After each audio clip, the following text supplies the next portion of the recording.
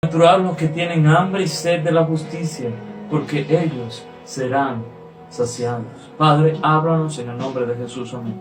Yo voy a hablarte sobre tres cosas. Primero, esa hambre no era un hambre como la que nosotros sabemos tener en estos días, de un bocadillo. Era un hambre de 3 días, una sed ya de que te estás muriendo de sed. Y la justicia se puede traducir como bondad e integridad. Lo primero que voy a decir es que debemos tener hambre y sed de justicia de la santidad en nuestra vida. Hambre y sed de justicia de ser la obra de Dios, aunque no la podamos hacer, pero hay que tener esa hambre de hacerla. Hay que tener hambre y sed de justicia en la iglesia, de ver lo justo en la iglesia, en nuestra comunidad y en el mundo. Tenemos que tener hambre y sed de justicia de todo eso. Qué triste es cuando uno se hace de la vista gorda, cuando vemos lo injusto en nuestra vida, cuando vivimos en pecado. Qué triste es cuando no tenemos hambre y sed de justicia de lo que vemos en nuestro alrededor, en nuestro país, en el mundo. Así que eso es lo que vamos a hablar. Lo primero que dice aquí que bienaventurado el que tiene hambre y sed de justicia. Debemos tener hambre y sed de justicia de la santidad, de ser santo.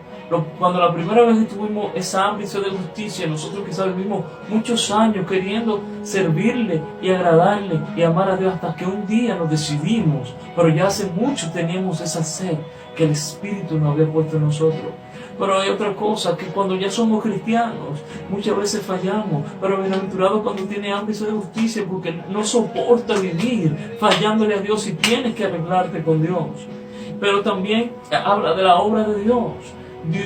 Nosotros muchas veces queremos hacer la obra de Dios, pero Dios no te va a buscar o no te va a bendecir por las obras que tú hagas, sino por lo que esté en tu corazón. Estoy hablando del misterio, porque el hombre ve lo que está delante de sus ojos, pero Dios ve el corazón. Así como Dios juzga la maldad que hay en el corazón del hombre, que le dice, su corazón, con su boca me alaba, pero su corazón está lejos de mí. Hay muchas veces que hay personas que son bendecidas por el deseo de hacer la obra de Dios, aunque no la haya hecho, ya es bendecido. Ejemplo, David. David no pudo construir el templo, por el deseo que él tenía de construir el templo de Dios, ya por eso fue bendecido. Hay otra cosa que debemos tener hambre y sed de justicia en la iglesia. Cuando se levanta un falso ministro a enseñar falsas doctrinas y a enseñar herejías, cuando nosotros vemos que hay personas que se están haciendo ricas con la fe, cuando hay falsos maestros, tenemos que levantarnos y denunciar las maldades que se están levantando y las falsas doctrinas y las herejías en la iglesia. Otra cosa es que tenemos que tener hambre y sed de justicia en nuestro alrededor, en nuestra comunidad. Qué bueno es cuando hay un grupo de personas que tienen hambre y sed de justicia porque se hagan lo justo en donde vive, en su trabajo. No nos podemos hacer la vista gorda en el trabajo. Debemos tener hambre y sed de justicia por los sueldos, por cómo se están tratando a los trabajadores. Y también debemos tener hambre y sed de justicia en nuestro país,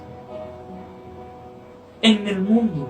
Cuánto políticos sucios, cuánta corrupción, cuánta maldad. Bienaventurados los que tienen hambre y sed de justicia, que no se pueden quedar callados a la hora de ver esa injusticia en nuestro país. Ahora yo te quiero hacer una pregunta. Qué triste es cuando tú ves la injusticia en tu propia vida y no se muestra el hambre de saciar esa sed. Que no se muestra el hambre de tu ser más santo. Qué triste es cuando hay injusticia en tu propia iglesia o en la iglesia a nivel general y en ti no hay esa hambre de que eso se arregle. O qué triste es cuando hay políticos y hay personas que se están haciendo ricos con el país, que hay corrupción, que están violando las leyes. Y en nosotros no hay esa hambre. Pidámosles al Señor, pídele al Señor que te dé hambre y sed de lo justo, de la justicia.